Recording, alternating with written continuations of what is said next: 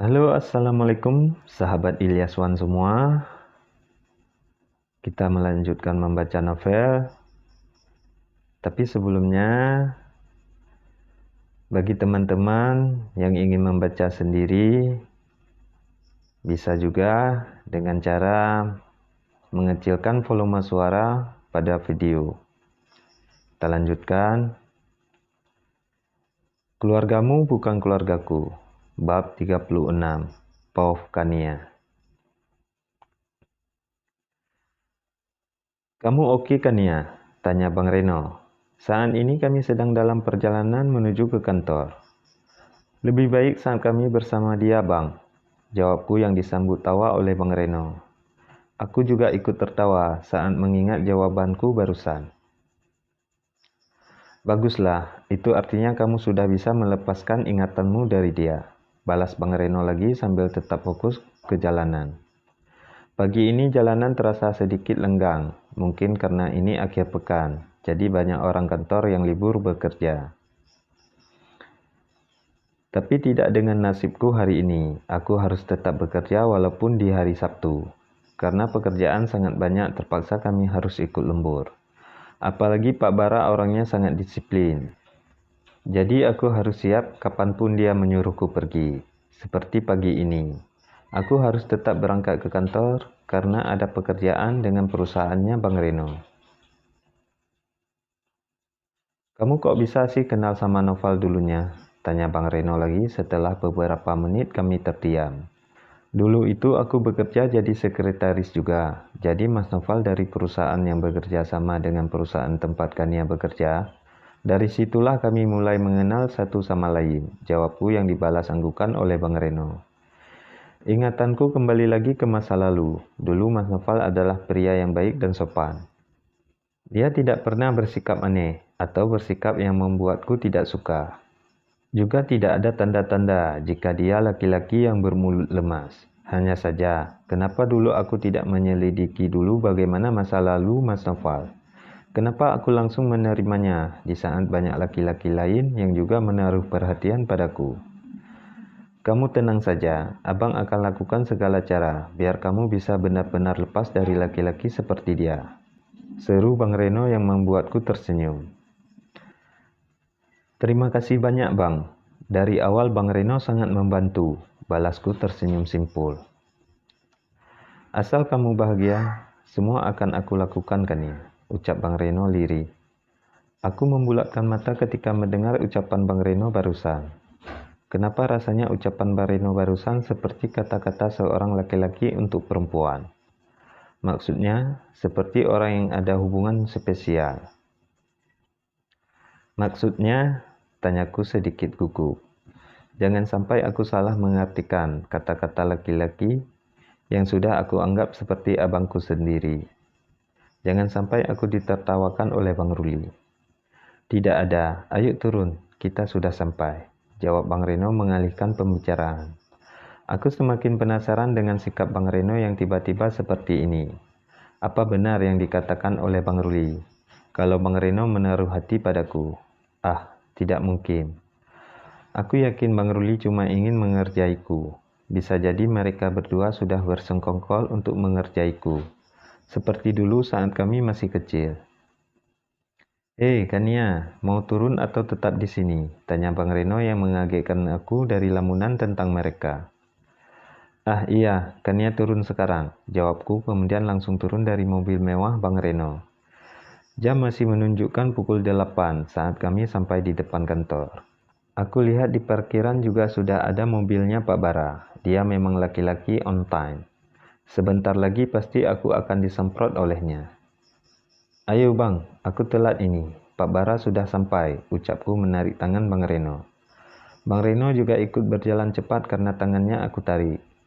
Kebetulan kami meeting di lantai pertama, karena ruang rapat di kantor ini kebetulan ada di lantai 1 dan juga ada di lantai 4. Baru sampai kamu, tanya Pak Bara melihatku tajam.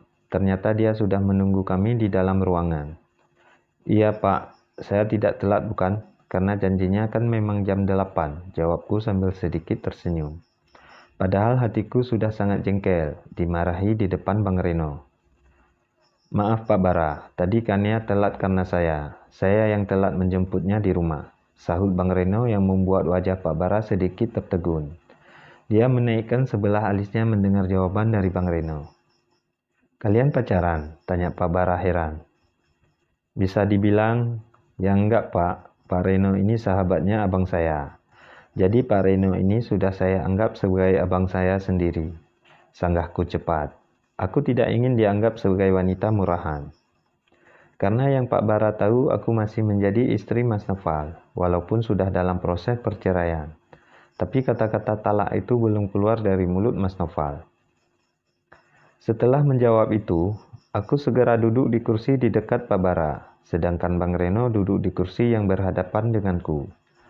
Ada beberapa karyawan lagi yang belum sampai, jadi aku menyempatkan untuk mengecek ulang beberapa draft yang akan kami bahas nanti.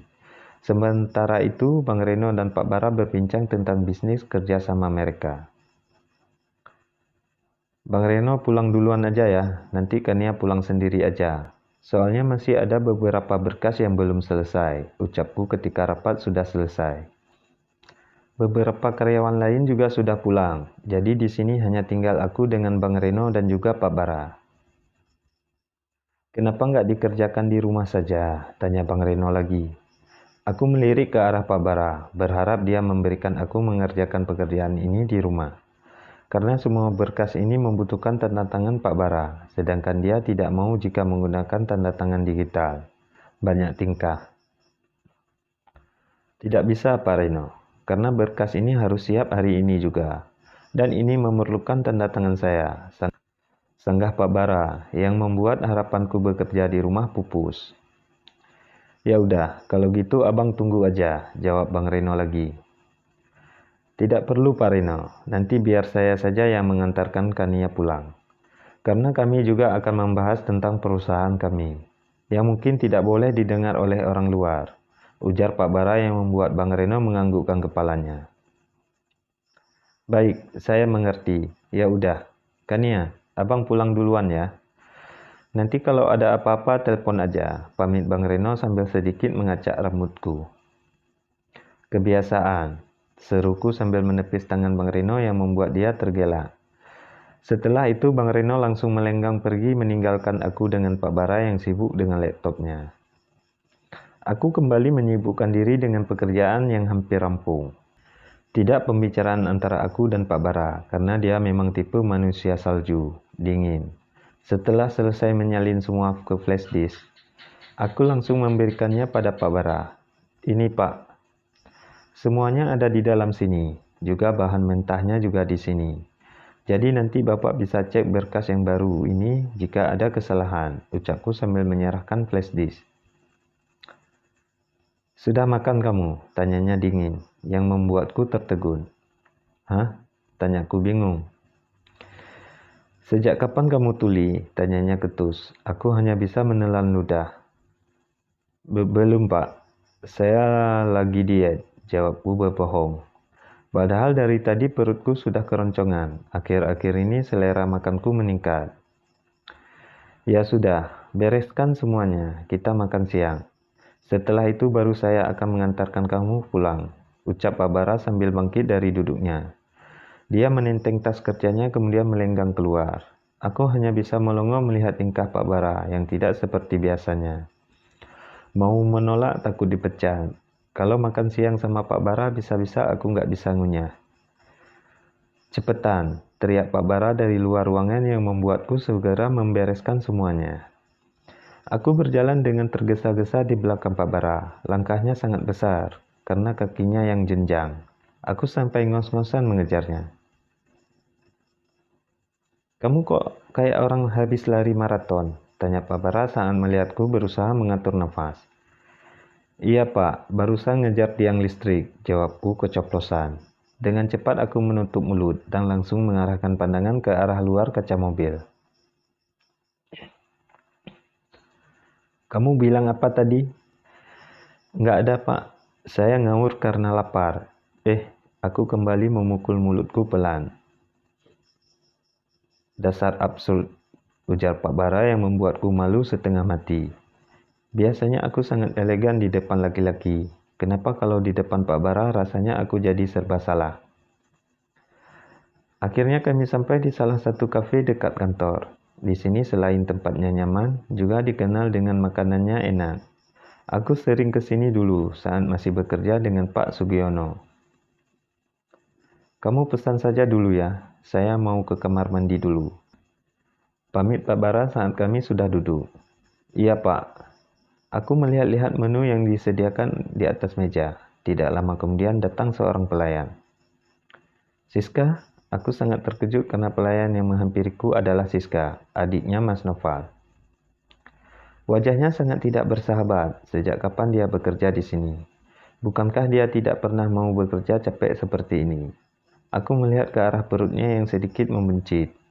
Karena menyadari itu, dia langsung membetulkan bajunya. Bagus ya, belum juga pisah sama abangku. Sekarang sudah jalan sama laki-laki lain. Bentak Siska yang membuat semua orang melihat ke arah kami. Aku sangat malu dengan tindakan Siska barusan. Aku bukan jalan sama laki-laki lain. Kami baru saja selesai rapat. Jawabku berusaha untuk tetap tenang. Rapat kok cuma berdua. Dasar gatal, murahan, maki Siska dengan suara yang semakin dibesar-besarkan. Yang disebut wanita murahan itu yang hamil di luar nikah. Kamu jangan lupa itu, balasku sambil melihat ke arah perutnya. Siska gelagapan saat aku mengatakan seperti barusan. Kenapa ini? Tanya Pak Bara saat melihatku bertengkar dengan Siska. Oh jadi ini laki-laki selingkuhan kamu. Pantasan kamu ninggalin abangku ya.